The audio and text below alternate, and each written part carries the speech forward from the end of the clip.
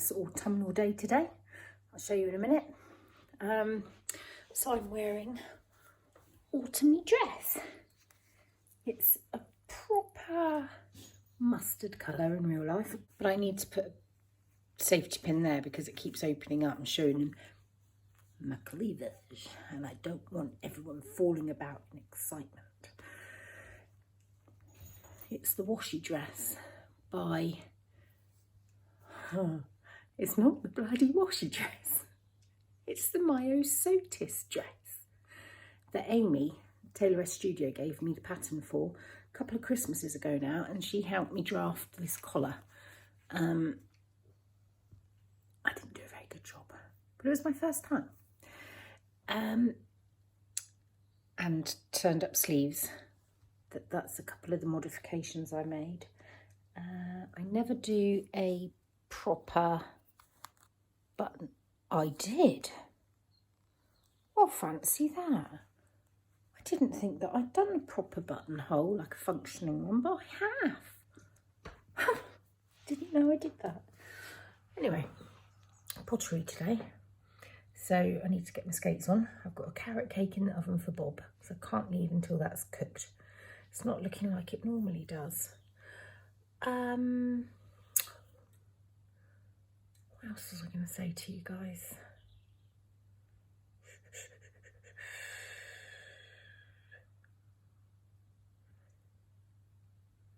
Blank.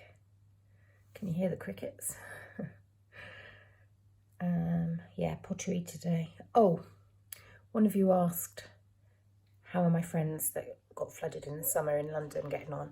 Well, they've had a hell of a time. It's been horrendous. I had to stop the camera because my brain just went. So they've moved into a flat in Wembley. They're going to stay there for the foreseeable, I think. And happily, it is not basement or ground floor. So when more floods happened last week, they were able to sleep easy. My friend Kerry was getting crazed with anxiety every time it rained, and you can understand why.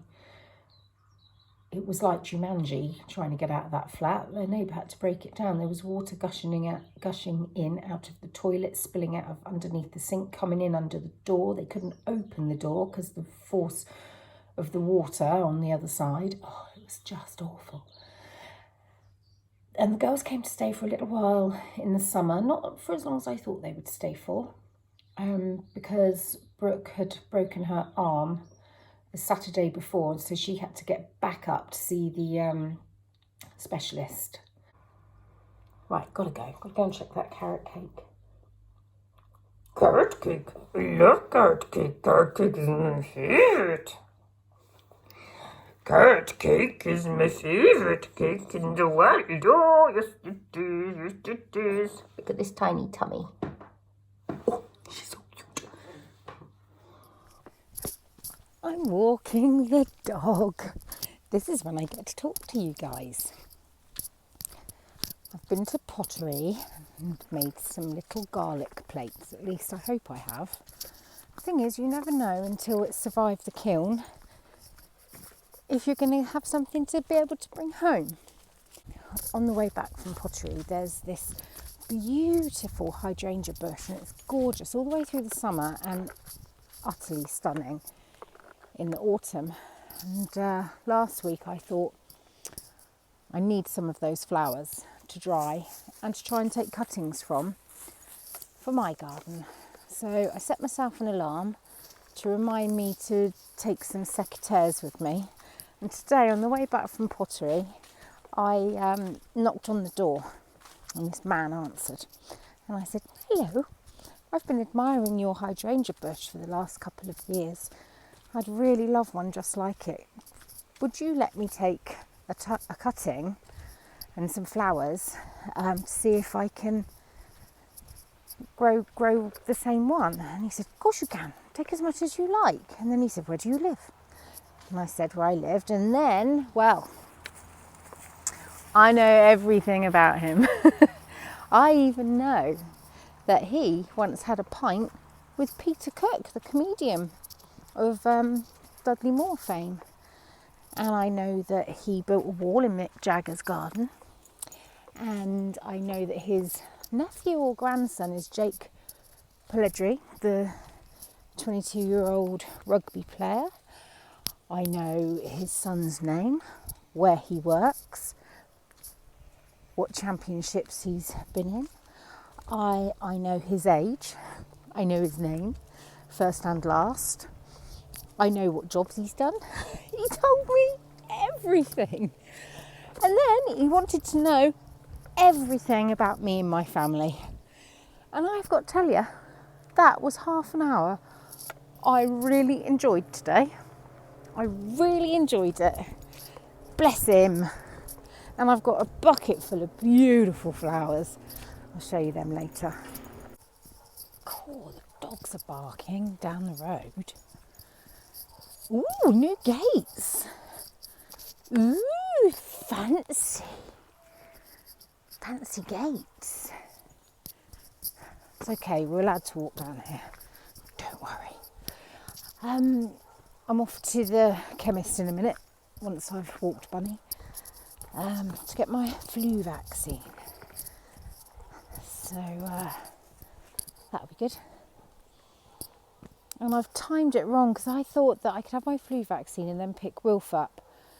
But he doesn't finish until 4:30. My flu vaccine's at 2:45. So I think I'll have to come back home. Look at those dogs. Yes, so if they are on time in the chemist, then I can get back home for 45 minutes and get supper prepared. What's everyone having for their dinner tonight? Because I'm always stumped for ideas. I get a little bit stuck in a rut. I've got a lot of vegetables to eat up, so I was thinking of just doing a vegetable curry with some marinated salmon, and Toby can have some rice. What did you get? Cards. Oh, I put my phone in the thing wrong. Normally the camera's there, but it's there today. Now, we are just back from picking up Will from, we went to, I forgot he had a saxophone lesson. So you had your saxophone lesson face to face for the first time in ages, didn't you, Will? Mm-hmm. And his saxophone teacher's moved house. Used to live in Bristol, and now he lives in the middle of Somerset. Well, not in the middle of Somerset actually, but in the middle of countryside, and it's idyllic.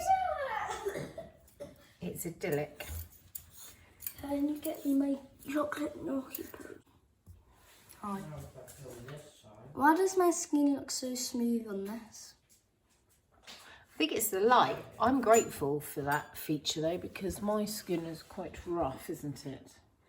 Rough and skinny. My skin's very soft. You're lovely.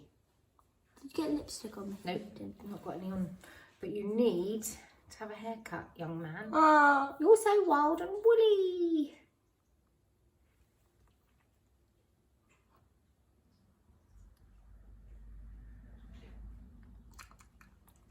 Okay, eat my chocolate.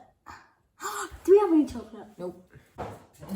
I wish I could have recorded the cottage that they're now living in. It's so quirky and wandery, and you go through a door and there's a staircase, but the staircase splits into three on 3 different levels. Oh, it's just beautiful. It's so lovely. And if you stand in bare feet, you can put your hands on the ceiling, and there's all big, thick, old beams and huge inglenook fireplaces, and you're going to lose it when you hear how old it is. It's 450 years old. So cute. It's so How old is our house? The oldest part of our house is only 200 years old. First fire. Oh, that was deep. Do I sound like a man then? Yeah, I thought. I was talking to Paula, stitched, you know, my special favourite, stitched by Mrs. D, and we've decided that we're going to be burglars because we've got big hands, and so they'll never know it was women, and they'll go off looking for men. as the culprits.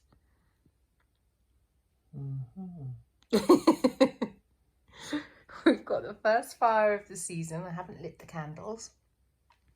Toby's made me a cup of tea. Oh, I have lit that candle. I've got some knitting there, which I can't tell you about. And he's got me a biscuit. And I'm actually watching Paula. She's about to get off with this little man. You mean get off? Like snog. She's not really, it's a worry doll. I've had a shower and taken off my makeup, but look, I haven't taken my eye makeup off properly. Look even more Alice Cooper than normal. Anyway, good night. I'll see you tomorrow. Did I show you my biscuit? Toby brought me out a biscuit.